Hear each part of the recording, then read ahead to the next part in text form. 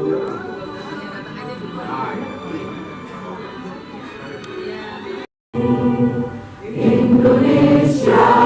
kebangsaan tanah airku, tanah Tuhan.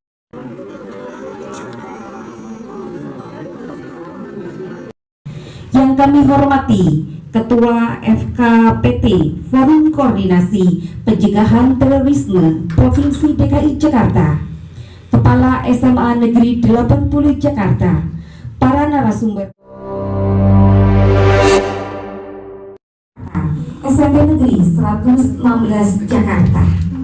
Puji syukur kehadirat Allah Subhanahu wa Ta'ala yang telah melimpahkan rahmatnya, terutama rahmat sehat, sehingga kita semua bisa berada pada ini untuk ya itu sih gue yakin sih. Negeri 80 Jakarta, para narasumber wilayah 1 Kota Administrasi Jakarta Utara. Pak Sus, ini kan kegiatan yang dilakukan BNPT bersama dengan FKPT ya. Apa yang bisa diambil hikmah dari kegiatan ini bagi anak peserta didik maupun para orang tua? Baik, karena ini kegiatan perempuan, remaja, dan anak di bidang kami, salah satunya dari 5 bidang yang ada. Sasarannya adalah bagaimana menguatkan nuansa pola kehidupan khususnya di pendidikan antara orang tua, antara pendidik dalam ini Bapak Ibu guru dan juga siswa. Bagaimana memberikan sebuah nuansa tadi saya sampaikan trust and respect. Saat kita memberikan sebuah kepercayaan dan juga penghargaan kepada semua saja, baik itu orang tua, wali murid, guru dan juga siswa, jikalau ini terbentuk, saya yakin pola-pola nuansa kedamaian dan juga pola kehidupan dalam bermasyarakat, berbangsa dan bernegara yang dimulai dari lembaga terkecil kita, keluarga sebagai lembaga pendidikan pertama dan utama, insya Allah bisa diwujudkan. Jikalau sudah di rumah, masing-masing rumah itu tercipta nuansa-nuansa kedamaian dan kesejahteraan antara orang tua dan anak, saya yakin bangsa dan negara pun akan memanennya dalam konsep yang lebih besar. Nah, utamanya dengan sekolah tentunya kita jalin karena ada lembaga formalnya. Di lembaga formalnya ini bagaimana wali murid, orang tua akan berinteraksi dengan Bapak Ibu guru, kemudian dengan anak, pola untuk saling menghargai, pola untuk saling menghormati ini bisa diciptakan. Dan tentunya kami di BNPT menjadi bagian dari elemen bangsa dan negara ini. Semua kita bersepakat bahwa negara hadir karena kita adalah bagian dari bangsa negara Republik Indonesia tercinta. Satu lagi Pak, terkait dengan transformasi digitalisasi teknologi, artinya ini juga memengaruhi daya pikir masyarakat peserta didik. Apa yang bisa ditanamkan bagi peserta didik untuk pengaruh-pengaruh yang memang sistem radikalisme sistematis ini bisa diantisipasi oleh peserta didik? Baik, kalau kali ini kita mengusung tema dengan SMART. Artinya SMART ini sehat mental, keluarga cerdas dan tangguh. Kita tidak hanya menguatkan kepada pola hati dan pola pikirnya saja, tetapi bagaimana pola berperilaku di masyarakat. Kaitannya dengan teknologi, saya yakin putra-putra kita ini, pengaruh terbesar ini adalah kepada mereka. Sasarannya adalah kepada mereka sebagai generasi penerus kita. Justru dengan benteng untuk kita seintensitas mungkin mempengaruhi putra-putra kita, adik-adik kita ini dengan sebuah pola tadi kasih sayang, kedamaian, dengan cerdas bagaimana menggunakan mobile phone-nya, gadgetnya, sehingga kita tidak hanya memberikan secara sosialisasi umum, tetapi bagaimana mempergunakan secara cerdas dalam menggunakan alat medianya, sehingga pengaruh-pengaruh yang bersifat tadi itu ke paham-paham radikal, paham-paham ekstremisme maupun kekerasan yang mengarah kepada terorisme sedini mungkin bisa diberikan kepada anak-anak kita, putra-putri kita. Inilah cegah dini, early warning dari kita sebagai bentuk pendidikan kita bersama, baik sebagai orang tua maupun sebagai pendidik. Khususnya bagi kami adalah bahwa negara harus hadir untuk itu. Oke, Bu Nike, saya bisa tanyakan terkait dengan kegiatan dari FKPT kali ini, karena Bu Nike ini adalah menjabat sebagai Ketua Bidang Perempuan, Anak, dan Remaja. Banyak persoalan dalam menghadapi kekinian dinamika masyarakat terkait dengan isu terorisme. Oh iya, jadi gini ya, BNPT bersama FKPT itu punya program setiap tahun dilakukan di setiap provinsi. Nah, kali ini kebetulan di Jakarta. Ya, Jakarta itu tentu saja meliputi seluruh wilayah DKI Jakarta. Nah, kenapa yang disasar itu anak-anak dan perempuan? Karena sejak awal 2010-an itu udah ada pergeseran peran dalam tindak radikalisme maupun juga terorisme. Nah, paham radikalisme itu diawali dari eksklusivisme dari kelompok-kelompok masyarakat. Nah, apalagi ini anak-anak muda, karena sudah bergeser. Dulu itu kalau namanya paham radikalisme dan tindak terorisme itu dilakukan kaum laki-laki, tapi sekarang dilakukan oleh perempuan dan anak. Perempuan dan anak itu sebagai tools, sebagai alat. Nah, jadi ide dasarnya ya, tadinya itu memang from backyard. Biasanya diam-diam kan kaum laki-laki membicarakan itu ya. Kemudian sasarannya apa, itu adalah kaum laki-laki, bisik-bisik.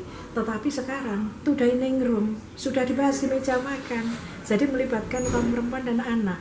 Nah, padahal perempuan itu adalah madrasah pertama bagi anak-anaknya. Nah, ini kan lebih bahaya. Betul. Kalau sudah yang namanya paham radikalisme itu ada pada kaum perempuan, ya. Nah, padahal kaum perempuan itu diharapkan sebagai tonggak pendidik bagi putra-putri bangsa ini, gitu loh, ya. Nah, oleh karena itu maka ini sangat penting perempuan dan anak-anak dilibatkan di dalam sosialisasi pencegahan radikalisme dan terorisme. Nggak serem-serem banget sih. Justru ini pencegahan itu lebih bagus daripada nanti eksekusi kan, gitu ya. Kalau eksekusi itu sudah lain lagi, bukan di divisi pencegahan, tetapi penindakan kan.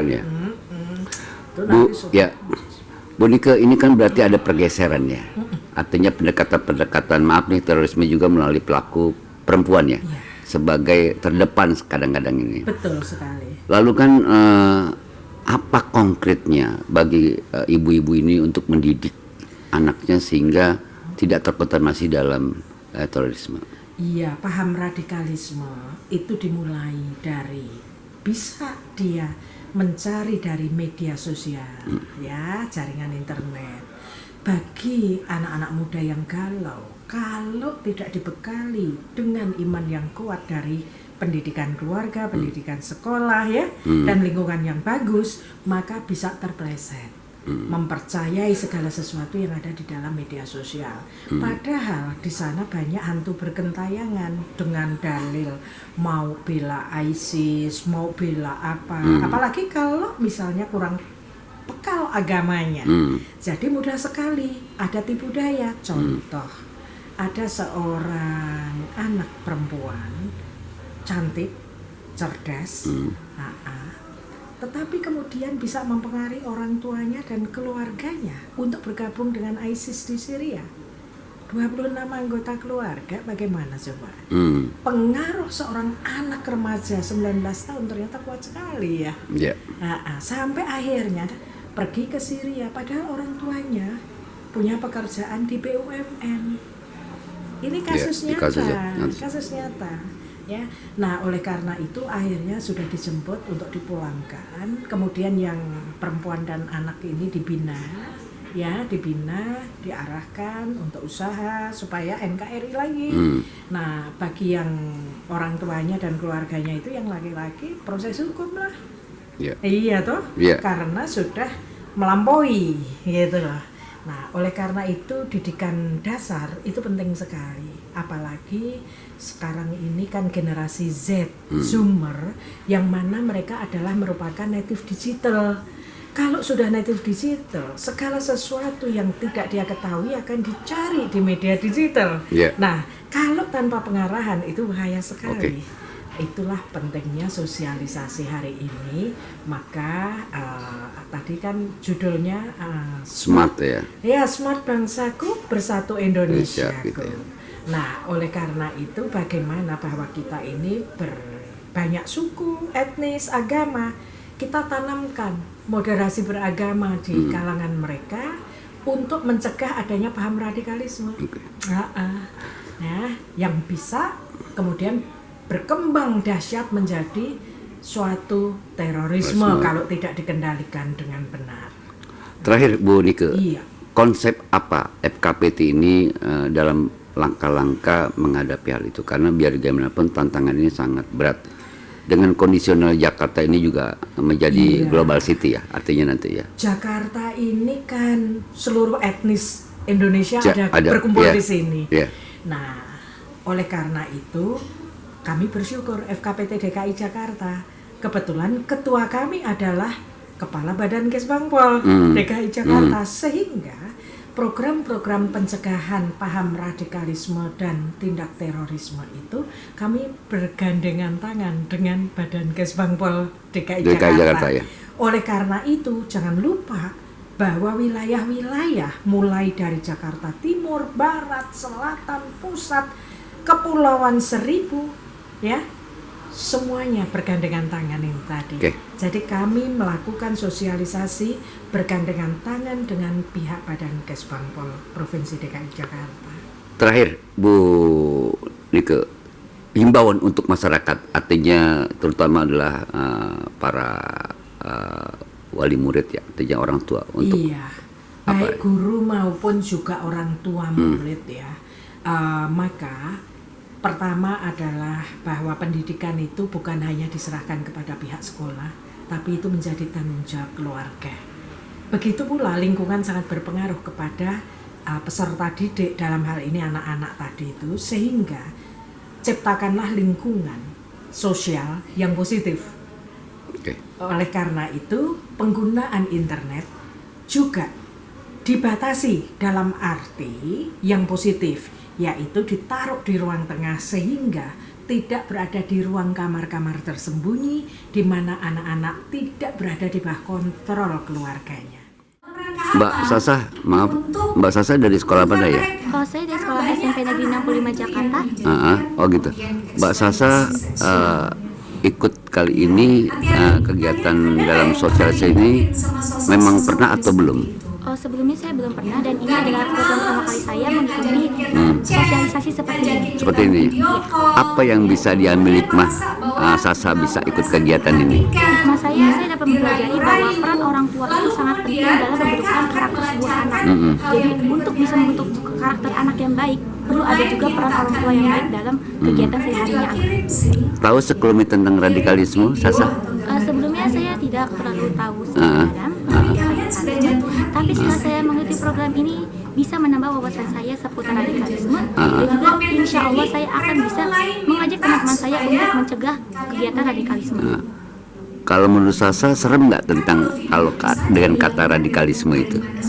Kalau menurut saya itu sangat amat seram, dan juga saya sempat takut.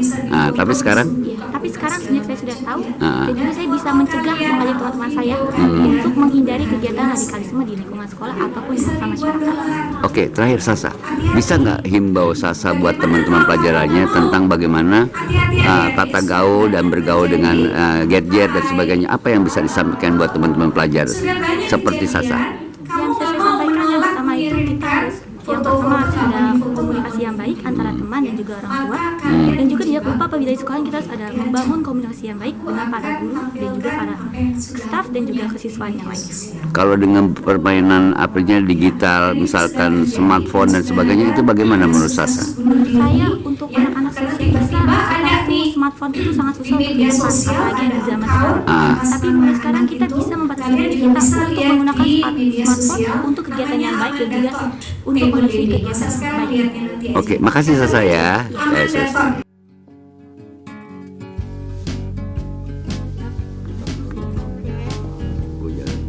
Sama juga radikalisme. Semangat dulu. Oh,